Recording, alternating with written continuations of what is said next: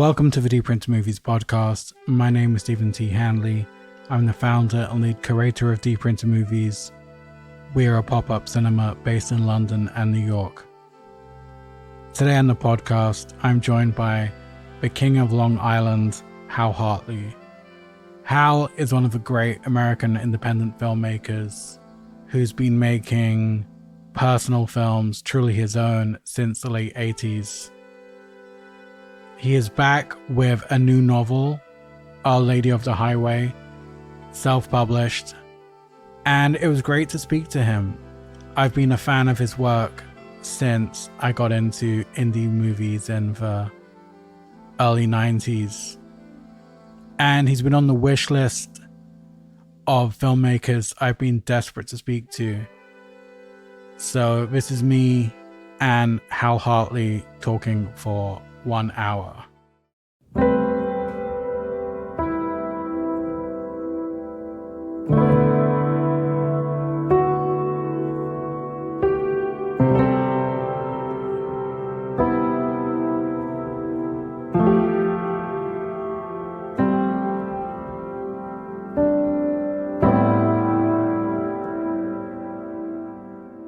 Thanks for taking the time to talk. Not at all. Thanks for talking to me. How's things with you? How's the heat I'm guessing you're in New York. Yes, this is New York City. It's pretty hot. I don't think it's as bad as London right now. I'm hearing some of my friends over there are telling me it's really... Oh, it's crazy. It's end of times heat over here. Yeah. I was in New York at Metrograph in 2020, just before the pandemic. So your movies were the last movies I saw in the cinema for a few years until things started opening up again. Oh, yeah. That was an exciting time to be going downtown to see the films like that with new audiences generally. But then there was just this weird, feeling that everything was going to shut down. Yeah. Thankfully, I bought a ton of Criterions whilst I was in America, so I had like a year's worth of viewing to keep me occupied inside my house. They do such a good job with their products. When I was going back for your movies and reading your book, I'd noticed nuns pop up quite a lot in your work. They're reoccurring themes. Yes, they are. What is it that makes you keep coming back to them?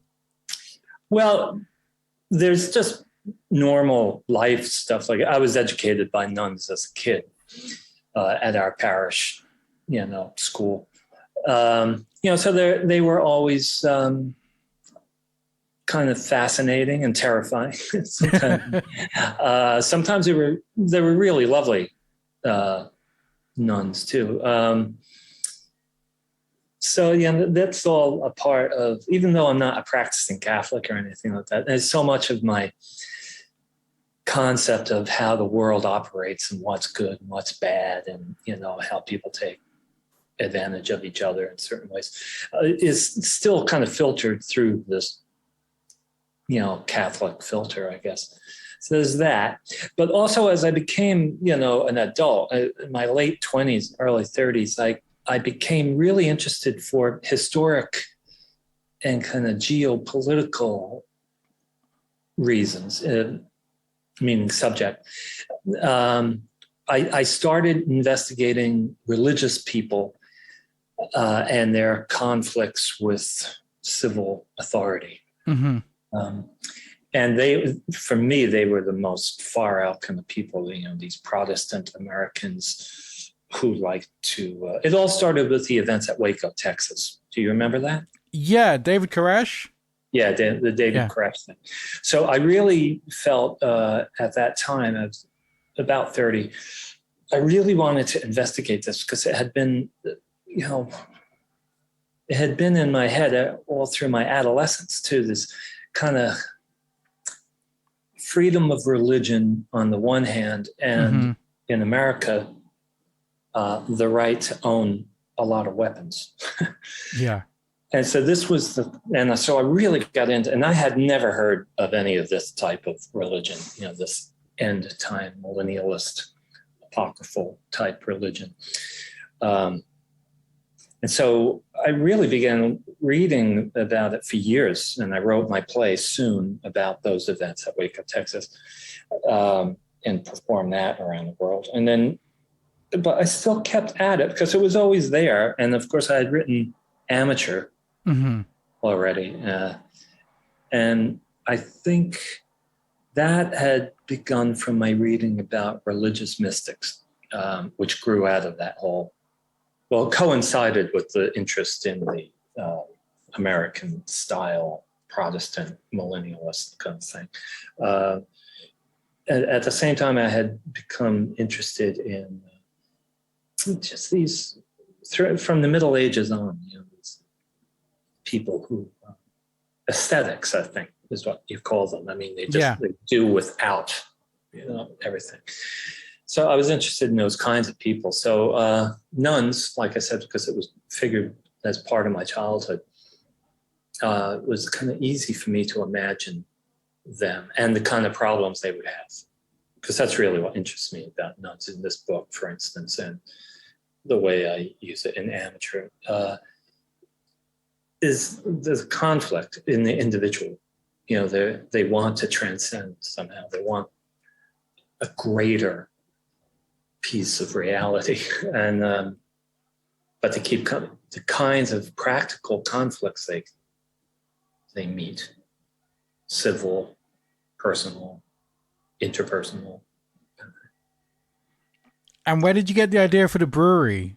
It was almost like the hipster version of water into wine almost. I found that was really... Yeah, I think I was playing around with that. I was looking, this was originally written as a TV series. So I was trying to do my best to be entertaining and plausible in the marketplace. So so I was reaching for story elements that would speak to contemporary audiences. Also, I had spent time, I lived for 5 years in Germany in the early 2000s. And one of the things I liked to do a lot was to go to this Augustinian monastery where they made this excellent beer. And so that was in my noggin, this idea that, there are plenty of convents around the world, where the nuns in there do something. They make soap, or they make clothes, or whatever. They do things to help support themselves. And so I thought beer would be hilarious to place it in Brooklyn. When I kind of came up with this in 2014, 15, 16, Williamsburg, Brooklyn was really at the height of its, what they called hipster. Mm-hmm. The hipster renaissance or something. I even had to ask some of my younger friends, like, what actually constitutes a hipster? That's funny. Is a hipster the same as a millennial? And I was surprised at how vehement my younger friends got in their discussions of what actually constituted a hipster. Anyway, so there was that.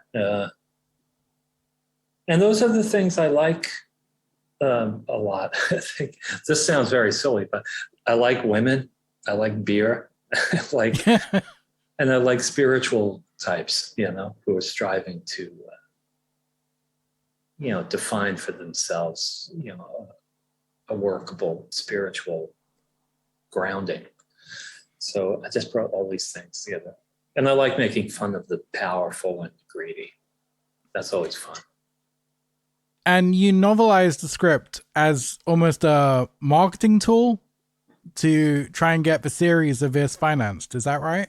Yeah. At first I did. This just goes to show how little I really know about how to make mainstream entertainment, because I thought everybody would think that was so cool. Like the book would be a help, like it would be more fun to read than the script, which is often very technical and stuff like that. Of course, no one was interested. It didn't do anything.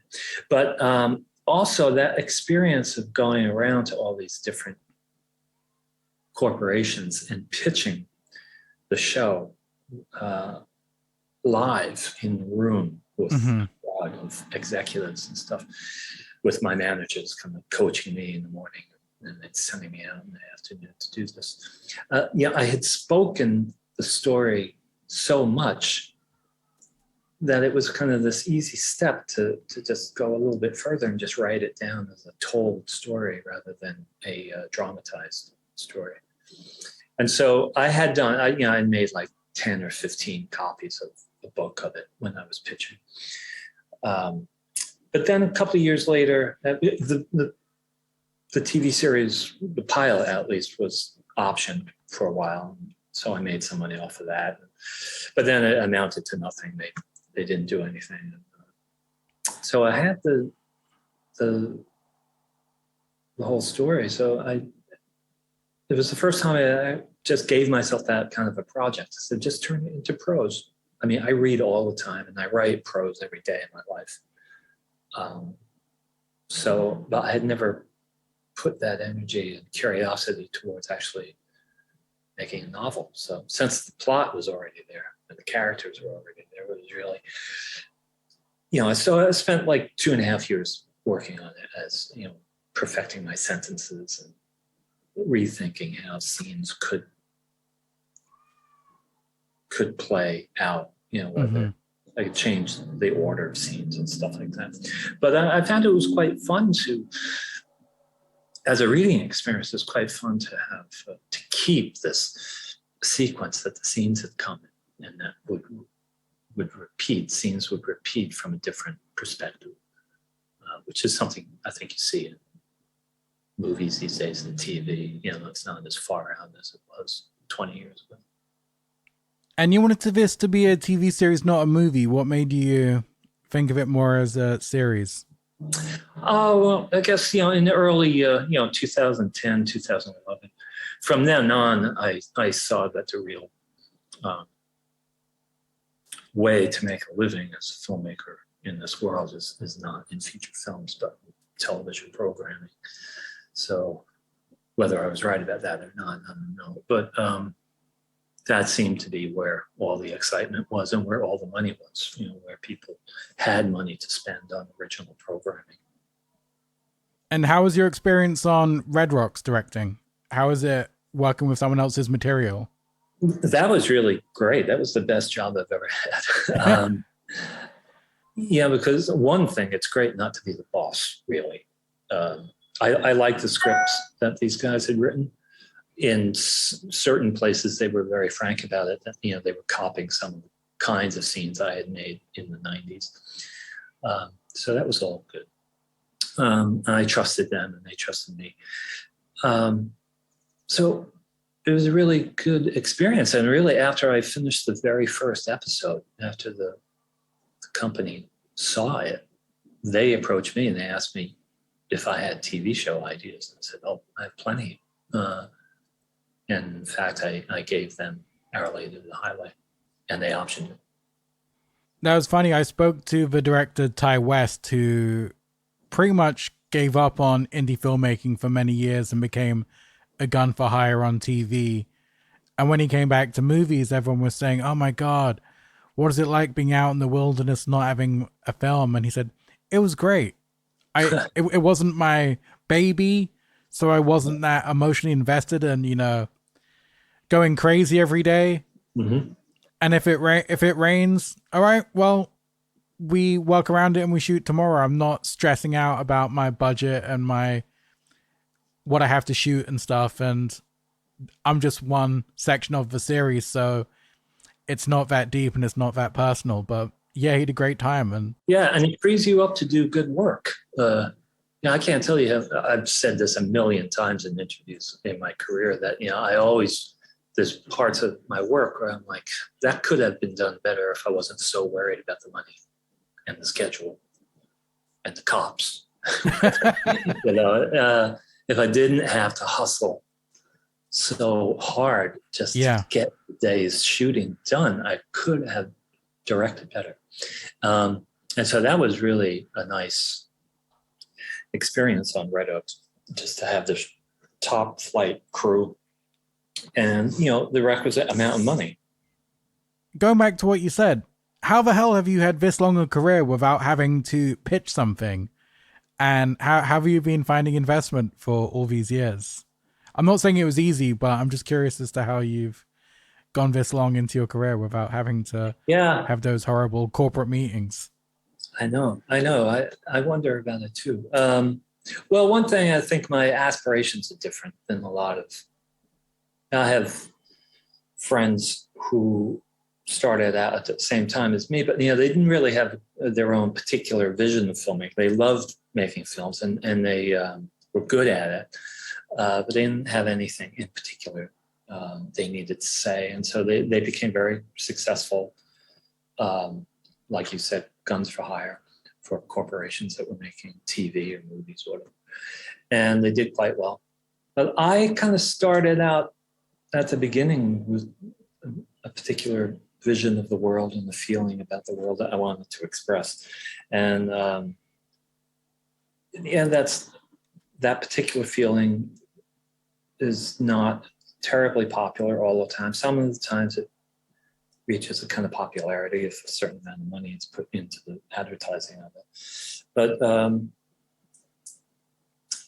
I had different kinds of aims, and I like making money. I do like making money when I can, but not at the cost of doing work that I can't answer for. Mm-hmm. Was it on Unbelievable Truth? Did I read right that your boss cut you a check? Was that right? Yes, I was working. Jerry Brownstein is a great dear friend of mine now. He was my boss, and he had a pretty good business going, producing informational videotapes for industry and government. And it was really boring, but it was lucrative, and he knew how to do it. And I was pretty much his right-hand man. I ran the office, and I did budgets for him, and I got on the phone and made deals with subcontractors and all this stuff. It was like almost like working in a department store or something. It was a great job for me. I was in my 20s, mid-20s. It was a good job for me because I was writing all the time, and I was making these short films. Kid, Photographer's Girlfriend, Dogs, movies. And Jerry, who's not a very active, he doesn't go out to see art a lot. Mm-hmm. I didn't know what art films were. But he got excited about me and my friends because they were all hanging around the office because I had a regular job, in an office in Midtown Manhattan. So they were all freelancing. It was one thing or another. And so he really just liked the excitement he saw around us. And then one day I was going to make something that was probably Simple Men, but a shorter version of it. Mm-hmm. And then I was going to take a loan out from the bank, actually, to make this 16 millimeter short film. And I asked him to co-sign my loan. And he said, "What are you going to do?" And I told him. And then he suggested that he was not an artist kind of guy. He said, "Can you make a bona fide commercial product?" And I said, "What, you mean like a feature film in 35 millimeter?" He's like, "Yeah." And I said, "Oh yeah, probably." Totally lying. I had no idea. So he said, "Well, look, go do a budget for that, for a story you can make in 35 millimeter, 90 minutes, and we'll see what we can do." So I did, and I made this budget, which we stuck to. It was only $60,000.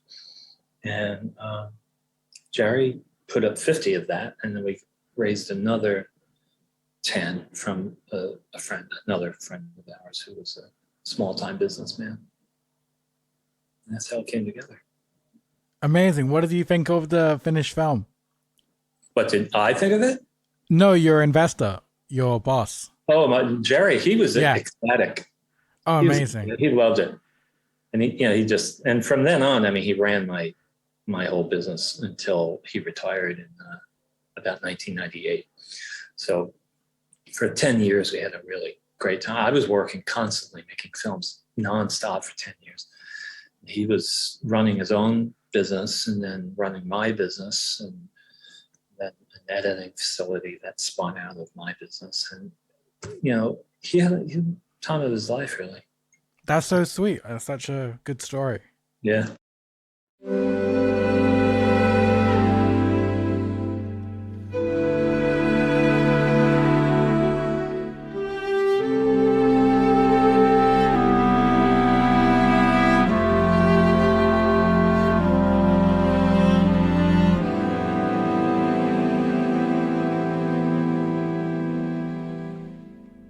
You said something really interesting, which is great advice for starting out, but you said for Unbelievable Truth, you recommend people to shoot locally in locations that they have access to, and that environment you'll be more comfortable in and just work better than trying to steal a scene in Times Square or something more kind of intense like that. Yeah, that's what made me switch from the Simple Men idea to the Unbelievable Truth idea, because Simple Men was, in one way or the other, a road film. It was moving. You'd have to move from one place to the other. And I had made enough short films by that point and worked on other people's films to understand that the thing you had to cut down on was moving. Company moves. So I wrote something that could be shot on the street I grew up on, really. Mm-hmm. Neighborhood there, and I had a big family who would, they'd complain a lot, but they'd give me. I email Michael Imperioli every once in a while because I'm obsessed with The Sopranos, and I was asking him about working with you, and he said you're great and very specific. And then I was going back through your films, and I was wondering where this style of performance and your dialogue delivery was born out of. And I don't know how to describe it, almost a heightened deadpan style of delivery, but I was wondering how you came onto that tone, which is across all your films. It started when I was in film school, I know that. And I never called it deadpan. And actually, by the time I started to get a little bit well known, like when I started to work with Michael, for instance, he's a sensitive and alert actor, and he had heard all this deadpan stuff from journalists and stuff, Right. But he was reading the script and he said, this doesn't really seem deadpan. And I'm like, right, it doesn't. There's room there for expression. It's just the expression needs to be specific. Yeah. And so I was always looking for physical activity that accompanies the delivery of the dialogue. Where you pick up an object, where you're looking, stuff like that. And I don't have a lot of conversation with actors even now about the inner workings of their soul and their heart and mind. If it's not clear in what I've written, then there is something wrong when you have a discussion about like what this actually means. And that gets solved pretty much before we get on set. I always like to do table reads and meet with actors individually to just go through line by line and say, what does this actually mean? For instance, is he being ironic here, or is this an actual answer to the question? That comes up a lot because I say, no, he's actually answering the question. Nevertheless, it is ironic, but it's not your job to be ironic. Right. That kind of thing.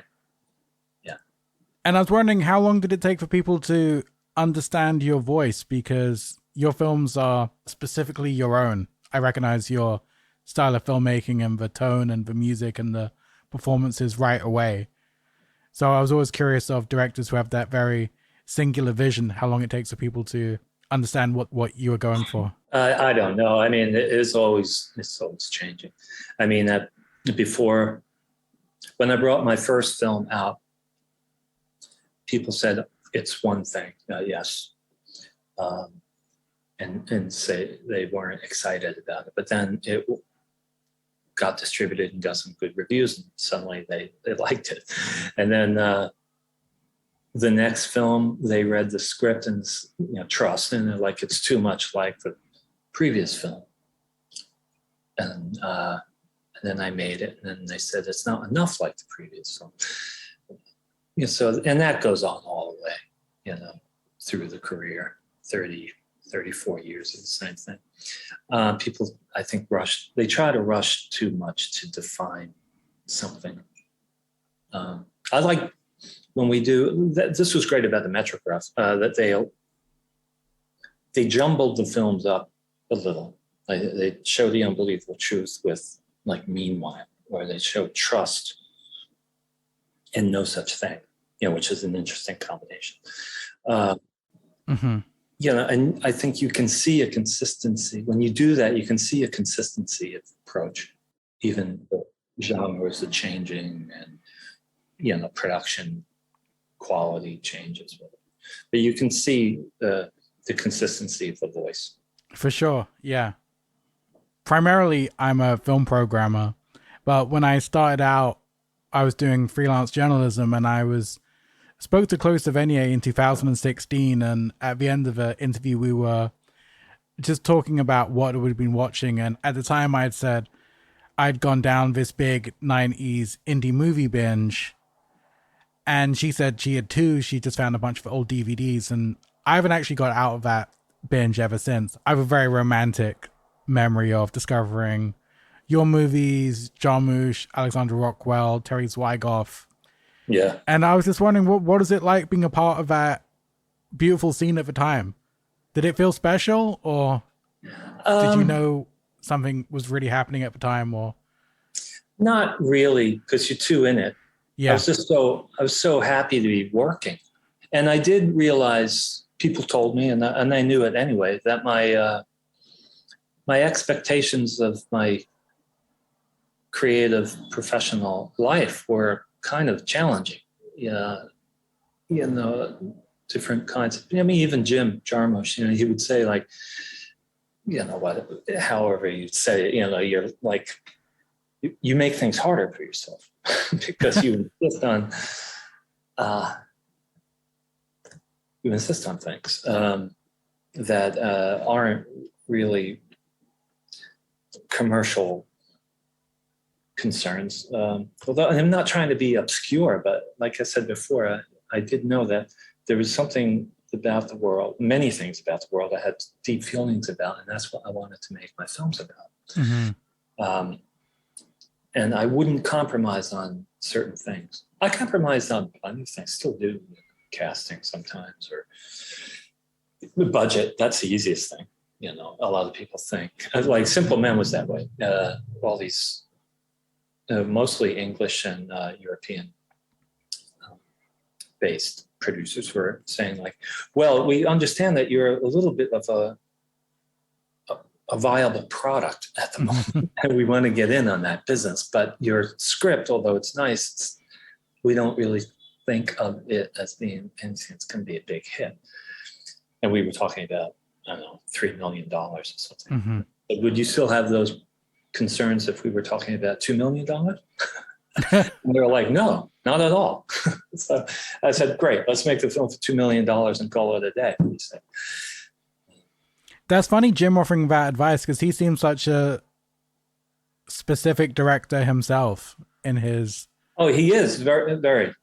He wasn't trying to correct my ways or anything. Right. He was just... It was a kind of admiring about it. And he knew that he was very specific, and he was very... wouldn't compromise on certain kind of things either, but he had been dealt a... somehow his films fit more comfortably into something a little bit more commercial. I mean, he mm-hmm. always did make a point of putting celebrities in where he could. And it took me a while to kind of follow his example on that.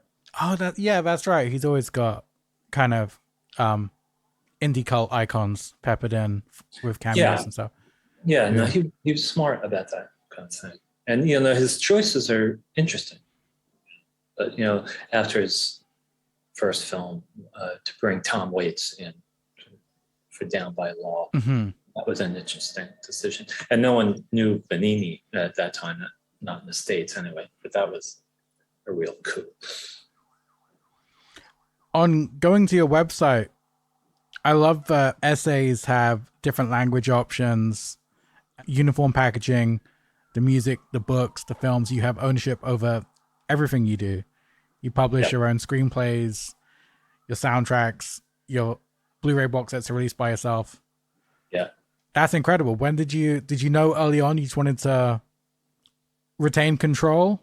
No, not early on. I think it really began when I moved back to the United States in 2008, 2009, I think. Yeah, the business was different. Technology had changed it, and also, tastes changed and stuff. But, the business I had thrived in the 1990s really no longer existed. And it was only then I began to also receive my films back because licenses expired and companies went out of business and disappeared, and there was nobody taking care of some of these films. So, I did what was required to get those right. And it was slow and boring office work, desk work for a couple of years.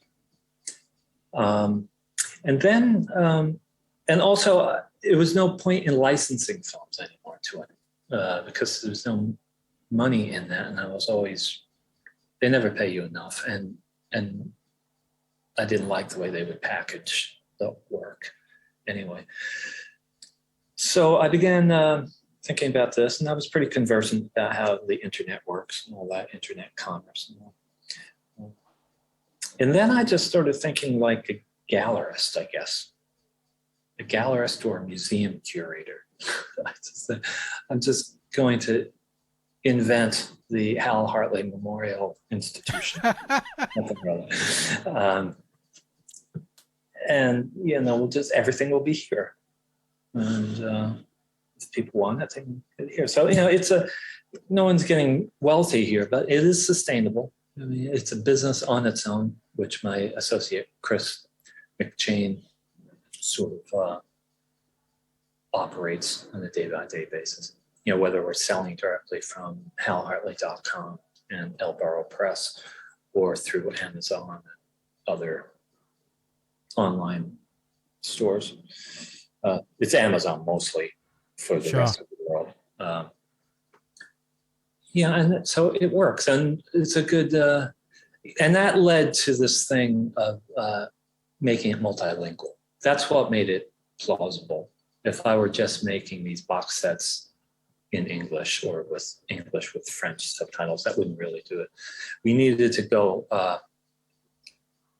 roll up our sleeves and really just say, oh, well, what are the languages that have traditionally been my big territories? And that's Japan and Germany and France, the English languages, and Spanish, because here in the United States, Spanish is really the principal language after a while. So that made it really doable. We couldn't think about just one territory or one language. We had to do it globally. Of course, we left out plenty of people, like the Scandinavian countries and stuff. But we don't get a lot of, complaining about that. I mean, most of the Scandinavian people will watch it in English and be with that. And then the follow through of that would be meaning if we put an essay in the box set, then we want to translate that into all the languages as well and have the website be the place where people can find those. So it's, hopefully it's a resource. I mean, I can't be making films forever. So people will need to access these things. So we're there. That's where we're at now. Is there any way for you to regain control of No Such Thing? I know that was a studio deal that you did. No, I can't. I tried again and again. I was hoping to convince them to do what we did with Faye Grimm Magnolia Pictures owns that completely. I don't own that. But it took me a decade to convince Magnolia to do the sensible thing and just allow me to do business with the film, and then I'll give you the money you're due. Because they didn't do any business with that film for like a decade. I don't even think they knew they had it in their catalog. And I pointed it out to them, they found it. And, some corporate middle person was saying like, no, that's against company policy. We don't do that. Like, you insist on not making money off of one of your products, even though I'm sure I can make you money. And I do. I send Magnolia money every quarter for the past 5 years. How was it with Francis Ford Coppola? That was a Zoetrope picture. That was, yeah. I didn't really deal too much with Francis at first. We had some conversations, and he was excited about the script. And then he went off to do his other things. And unfortunately, it was a corporation. I hate working with corporations, and that was like the nightmare corporation because they kept changing. Francis introduced me to 3 or 4 executives, and I'm talking with them. And of course, they're too busy ever to read the script. So, they start seeing these dailies, and what is this? It's like an art film or something. But I could talk to them, for a couple of weeks. I would be talking with them, and then they'd get it. They're like, yeah, okay, I get it. So it's kind of an indie art film, monster film. Okay. And then they'd all get fired, and new people would be brought in. And I'd have to go through this all over again until and that happened like 3 times during the course of making that film. So I just stopped talking to them. I just did what I wanted. They said, you're arrogant and you're difficult. I'm like, yeah, whatever. You've been really effective using Kickstarter to fund features and to restore and release your box sets. Yeah. That was part and parcel of the whole idea of creating this, website where everything was there. Because it seemed like a way to pre-sell product without risking too much of my own money. The first time was spooky because I didn't know so much about it, and that was with Meanwhile. It was comparatively small. It was like we went out for $40,000 to make the Blu-rays, but we raised like over 60, and that all worked out, and that gave me confidence to try to raise money for a new film. So about 1.5 years later, we did the Kickstarter for Ned Rifle. And that, I would say, was probably the hardest thing I ever did. I'm not that social. Right. What did you have to do? Just constant interaction with fans and prospective backers and, just advertising. Right. You got to go online. You've got to be in the public eye for 30 days, like every day. And that was really hard. But it was a success. And it was really terrific. I was able to make the film exactly the way I wanted to make it. And I didn't have to share income with anyone except the actors and crew. And it really, since we raised so much, like almost $400,000, we really solidified the fan base all over the world. They all came out and they all stayed. Whenever we do a new one now, the names are the same. Wow, who are they? Are they fans? Are they people?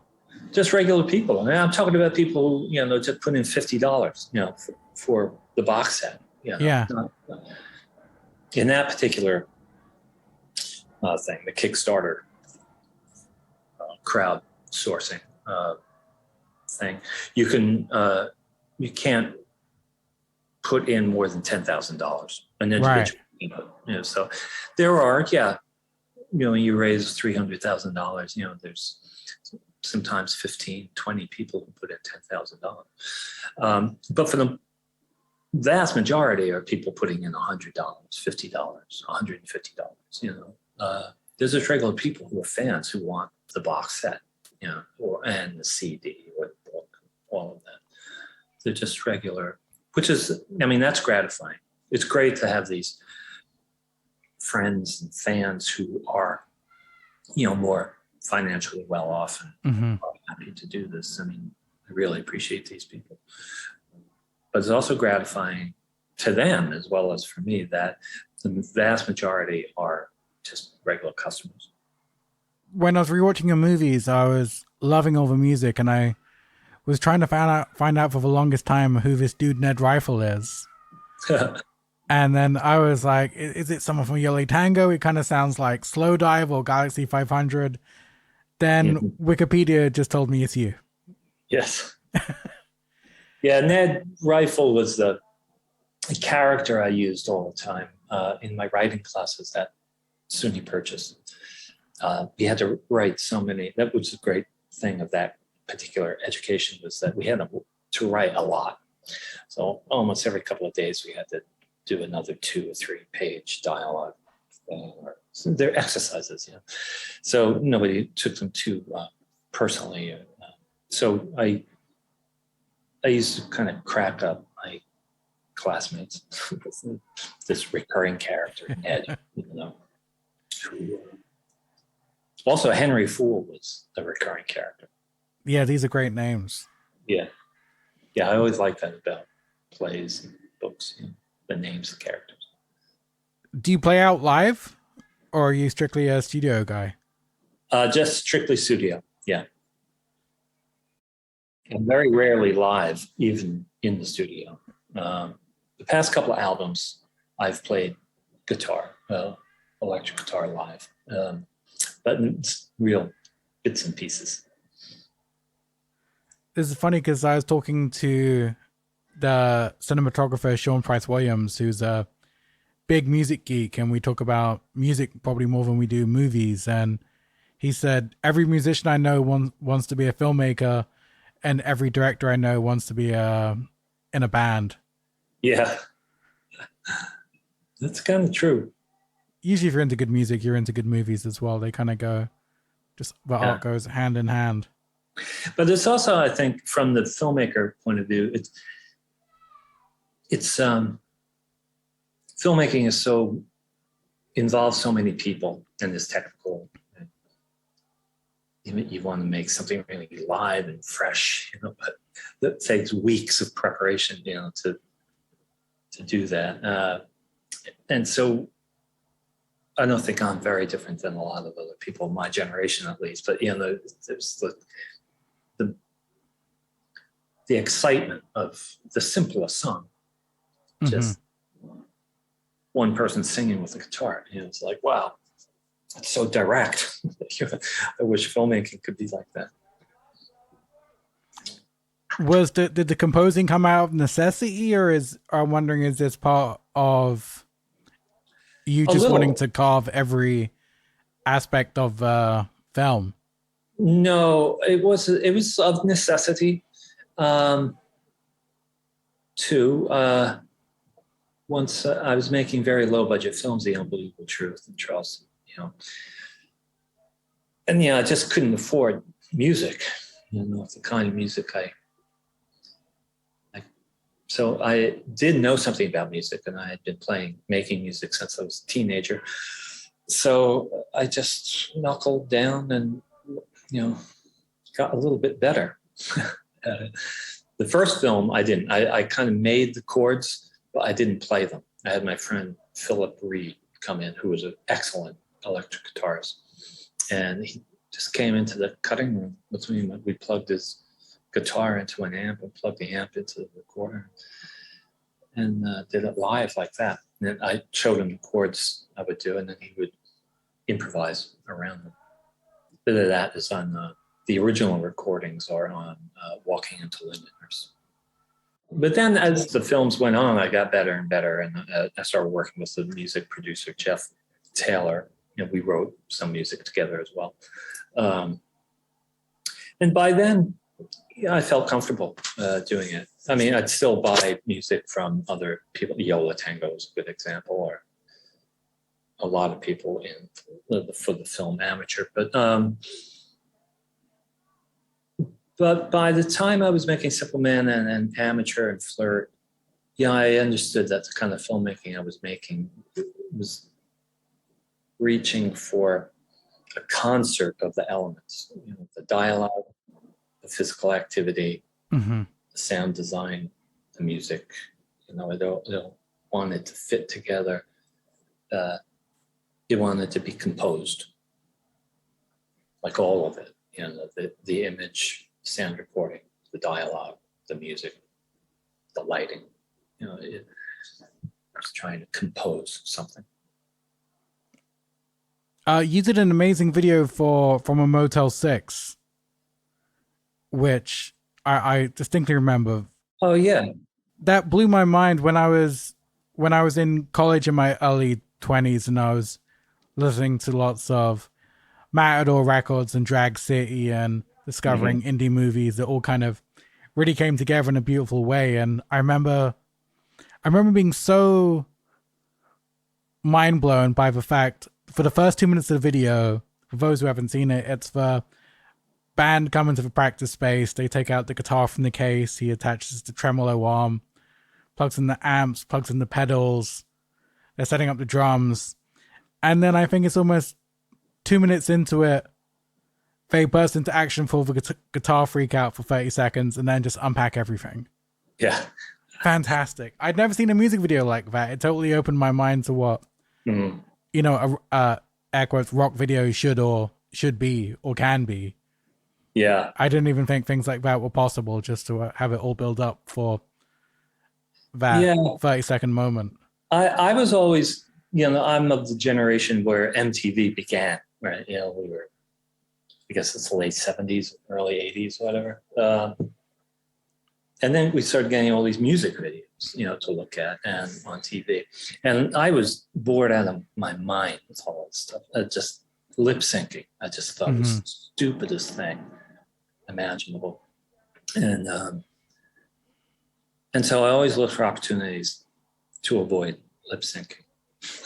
Yeah. And I think in most of the videos I've done like 4 or 5 videos, but that pretty much is always where we start. So what can we do without lip syncing? And it just makes you think in a different way, and makes a band think in a different way about how they want to present themselves and stuff. And in that case, with Ira, he lip synced with the guitar. Yeah. But there were examples of different things. I just paid close attention to David Byrne's videos that he would do, which were not necessarily always rock videos, but he would make video art as well. And in some way, he'd always deconstruct the expectations of what's expected here. It's supposed to be a singer out there just pretending to be singing. Do you remember that Pixies video where it was them walking down a mountainside and they just slowed the video down to frame by frame by frame? I don't remember that. No. And they stretched it out for 3 minutes, and MTV were like, this is the most boring video ever, and we refused to play it. Right. Because nothing happened. They just literally took a 30-second clip and stretched it out. Jean-Luc Godard did that with the opposite way with the coming attractions for film Socialisme. He put the entire film sped up, right, so that it was only a minute and a half long. So it's just this kind of visual art thing happening. Amazing. Digitized and stuff. But it's going to start raining here really hard. Right. And I have to run across the room and close the windows. Okay, sure. Go ahead. Okay.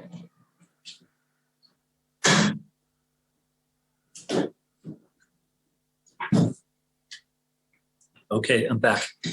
I was listening to a podcast with the singer of the grunge band Bush, who I was interested in when I was a teenager because they were hailed as the English Nirvana.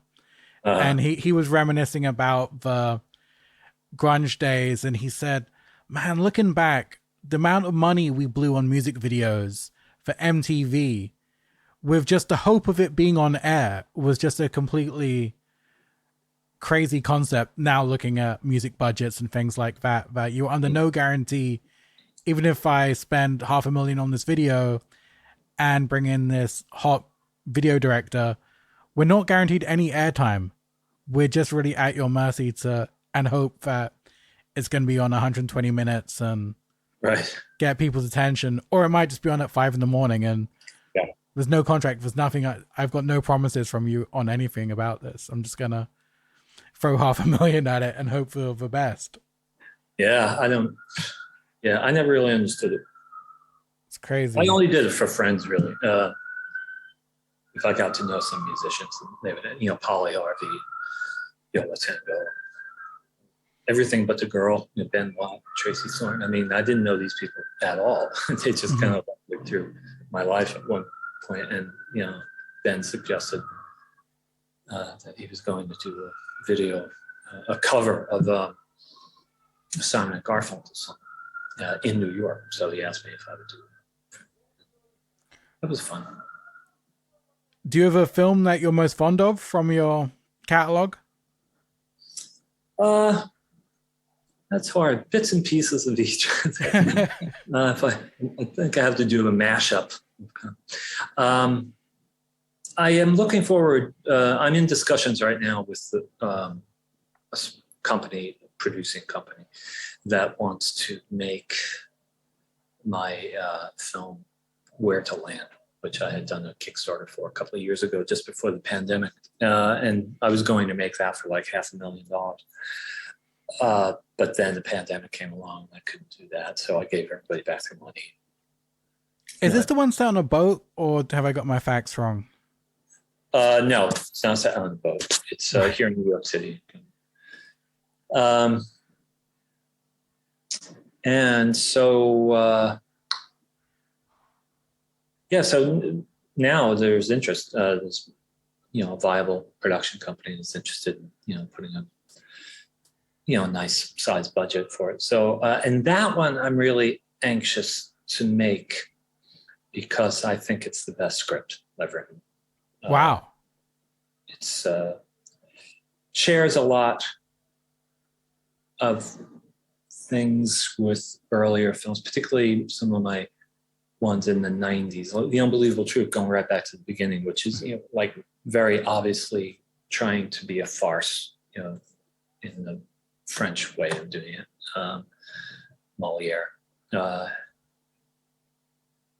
And I think now with a much more mature voice and command of elements, I think I managed. And it took a real long time. I wasn't in a rush to make another film. I took my time writing it, came back to it over the course of a year, really let it gestate. And it's very meaningful to me, but I also think it's really well-crafted farce. And that's meaningful today and will remain meaningful, relevant. So once the pandemic came along, I just couldn't fathom making another movie under these kind of circumstances with so little money. Yeah, I just published it as a book because I think it's a good read as well. But now, out of the blue, comes this producer who's interested in it. So I'm hoping that will be the next one. I have a meeting on Tuesday with him. And finally, is there any directors currently working whose films you enjoy? Do you watch a lot of new films? Do you keep up to speed? I don't, sorry to say. I spend a lot more time reading. And yeah, I just don't. Particularly since the pandemic too. It's just been, I don't get around too much. And what do you read? Do you read fiction or nonfiction? I've had a weird thing since the pandemic that I'm only reading film biographies and oral histories and things like that. My um, fiction brain's just kind of gone, which Yeah. is kind of Well, concerning. I do read a lot of fiction because I am trying to write fiction. Um, so I like to know what other people are doing 100 years ago as well as, but I read a lot of biographies and histories. A certain amount of literary criticism. Yeah, I do read a lot of biographies particularly about artists and writers. Okay, I think we're good, Hal. All right, Stephen. Well, thank you very much. Yeah, you've been very generous with your time. I appreciate it. All right, then. Take care.